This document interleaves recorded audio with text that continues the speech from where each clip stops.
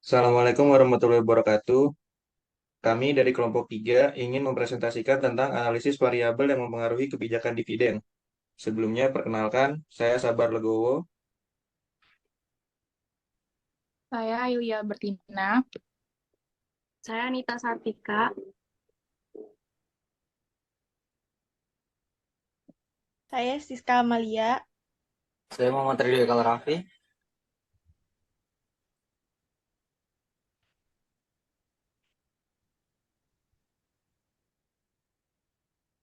Pengertian kebijakan dividen. Kebijakan dividen atau dividend policy merupakan suatu keputusan dan panduan yang telah ditetapkan oleh perusahaan untuk menentukan berapa besar jumlah uang yang nantinya akan dibayarkan kepada para pemegang saham atau investor. Besar kecilnya jumlah uang yang akan dibayarkan kepada para pemegang saham tergantung dengan ketetapan perusahaan pada saat berlangsungnya RUPS atau Rapat Umum Pemegang Saham. Next.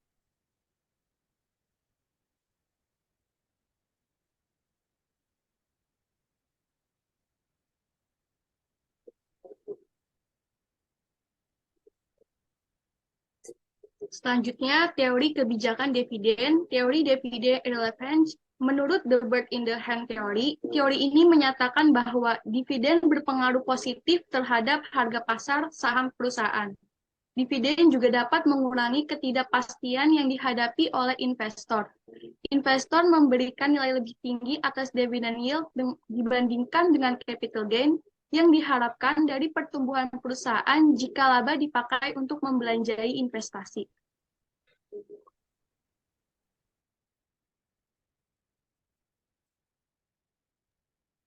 Selanjutnya adalah permasalahan dalam kebijakan dividen.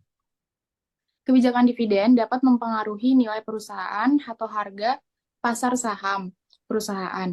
Kebijakan dividen merupakan keputusan keuangan perusahaan, apakah nantinya laba yang diperoleh akan dibagikan kepada pemegang saham atau ditahan sebagai laba ditahan.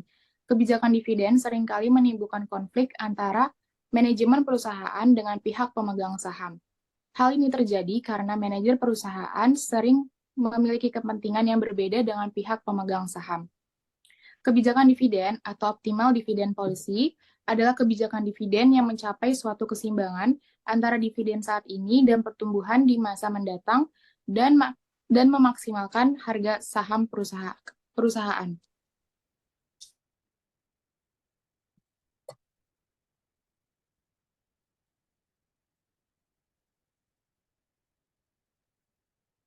Selanjutnya ada permasalahan dalam kebijakan dividen.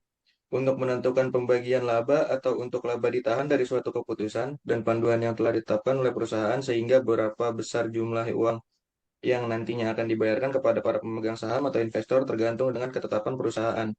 Pada saat berlangsungnya RUPS atau Rapat Umum Pemegang Saham, banyaknya laba yang harus dibagikan secara rata-rata selama jangka waktu tertentu oleh perseroan, yaitu wajib menyisihkan laba bersih setiap tahun buku untuk cadangan yang mana penyisihan laba bersih tersebut dilakukan sampai cadangan mencapai 20% dari jumlah modal yang ditempatkan dan disetor. Dividen yang tidak diambil setelah 5 tahun terhitung sejak tanggal yang ditetapkan untuk pembayaran dividen lampau dimasukkan ke dalam cadangan khusus.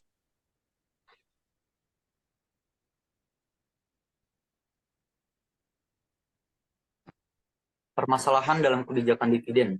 Keputusan antara pembagian dividen tunai atau pembelian kembali saham tergantung pada situasi dan tujuan perusahaan. Pilihan terbaik akan bervariasi tergantung pada kondisi keuangan perusahaan, rencana pertumbuhan, kebutuhan modal, dan lain-lain. Pembagian dividen tunai dapat menguntungkan bagi pemegang saham yang membutuhkan pendapatan langsung atau yang ingin memiliki kendali penuh atas penggunaan dana tersebut. Di sisi lain, pembelian kembali saham dapat meningkatkan nilai saham yang tersisa dan laba per saham, serta memberikan kontrol yang lebih besar kepada pemegang saham yang tersisa.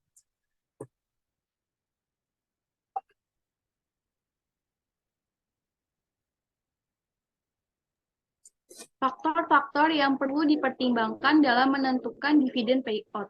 Yang pertama, dana yang dibutuhkan perusahaan. Kedua, likuiditas. Ketiga, kemampuan perusahaan perusahaan meminjam atau leverage atau solvabilitas. Yang keempat, nilai informasi. Kelima, pengendalian. Keenam, sifat pemegang saham. Ketujuh, pembatasan yang diatur dalam perjanjian pinjam dengan kreditur. Dan yang terakhir, kedelapan, inflasi.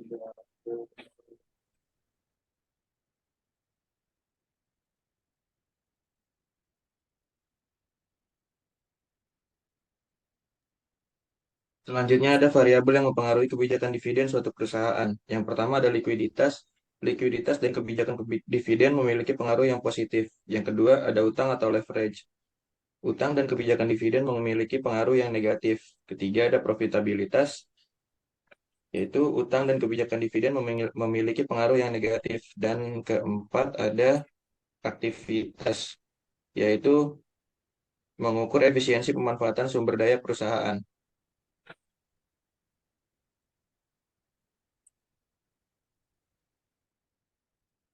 Selanjutnya ada pengaruh variabel likuiditas terhadap kebijakan dividen perusahaan. Peningkatan atau penurunan likuiditas tidak dapat terjadi secara instan sebagai faktor positif ataupun negatif yang mempengaruhi kebijakan dividen. Untuk investasi jangka pendek atau aktiva lancar yang dimiliki perusahaan belum tentu merupakan dana likuid yang siap dipakai. Aset lancar perusahaan biasanya terdiri dari kas, surat harga, piutang usaha, persediaan dan pembayaran di muka yang dilakukan.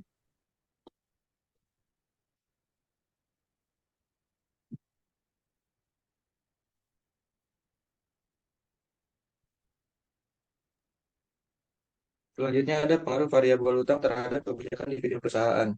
Hasil survei menunjukkan tidak ada pengaruh yang signifikan terhadap kebijakan dividen antara variabel utang yang diukur dengan rasio leverage equity dan persentase dividen per saham.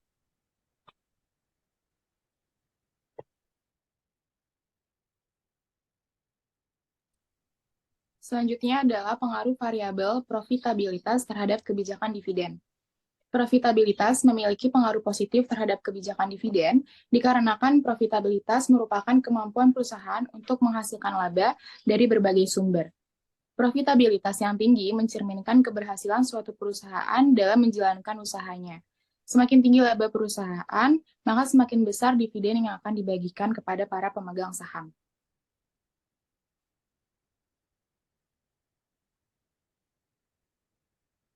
Profitabilitas yang diukur dengan ROE atau Return on Equity berpengaruh signifikan terhadap variabel kebijakan dividen berdasarkan pembayaran dividen per saham. Adapun ROE dapat dihitung dengan cara laba bersih setelah pajak dibagi dengan ekuitas dan dikali dengan 100.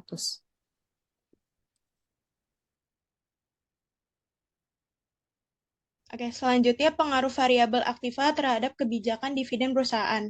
Variabel kinerja atau aktivitas tidak berpengaruh signifikan terhadap variabel kebijakan dividen dengan proksi saham. Hasil ini menunjukkan bahwa efisien manajemen aset tidak membuat perusahaan melupakan kebutuhan pembayaran dividen pemegang saham.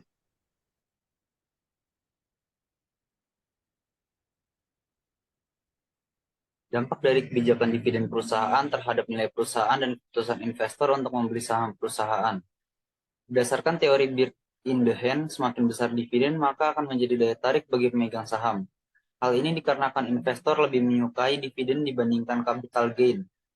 Semakin meningkatnya investor yang berinvestasi di perusahaan, maka akan semakin tinggi harga saham yang selanjutnya akan meningkatkan nilai perusahaan. Karena sebagian investor menganggap aksi dividen adalah sinyal positif dari perusahaan.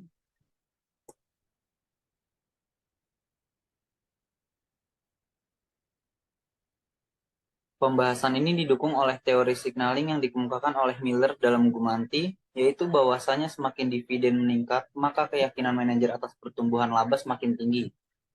Dividen yang naik akan memberikan sinyal kepada para investor tentang laba perusahaan.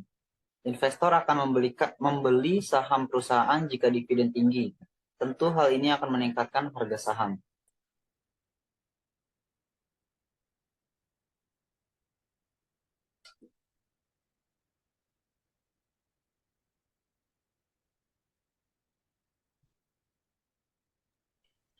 Aspek kebijakan dividen. 1.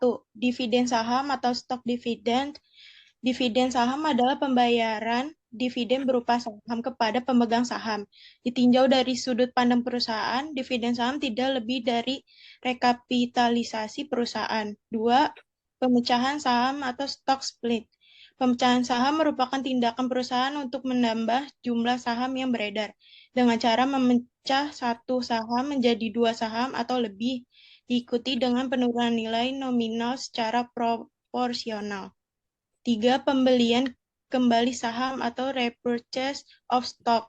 Pembelian kembali saham merupakan bagian dari keputusan dividen. Keputusan ini diambil apabila perusahaan mempunyai kelebihan kas, namun tidak ada peluang investasi yang menguntungkan. Aspek lainnya kebijakan dividen adalah satu, kebijakan dividen dengan EPS tidak stabil. Kebijakan dividen dengan EPS yang tidak stabil biasanya terjadi pada perusahaan yang beroperasi di industri yang volatil atau pada perusahaan dengan siklus bisnis yang tidak stabil. 2. Kebijakan dividen dengan EPS stabil. Kebijakan dividen dengan EPS yang stabil biasanya terjadi pada perusahaan yang beroperasi di industri yang lebih stabil atau pada perusahaan dengan penghasilan yang konsisten dari tahun ke tahun.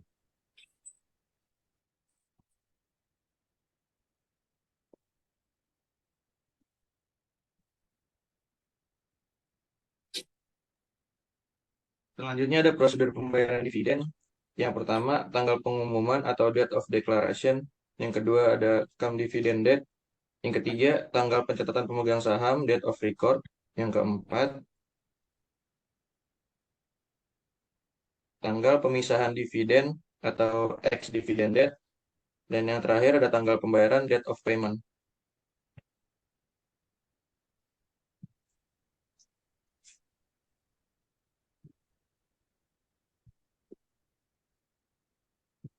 Selanjutnya ada contoh pembagian dividen saham. Contoh pertama, perusahaan XYZ mengumumkan pembagian dividen saham sebesar 10%.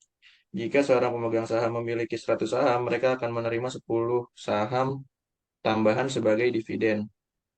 Contoh kedua, perusahaan ABC mengumumkan pembagian dividen saham sebesar 5% dengan syarat bahwa pemegang saham harus memiliki setidaknya 500 saham. Jika seorang pemegang saham memiliki 700 saham, mereka akan menerima 35 saham tambahan sebagai dividen. Contoh yang ketiga, perusahaan DEF mengumumkan pembagian dividen saham dengan rasio 2:1.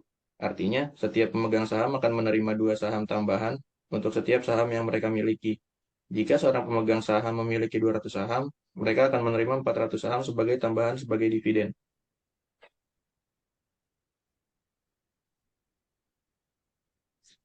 Sekian presentasi dari kelompok kami. Kurang lebihnya mohon maaf.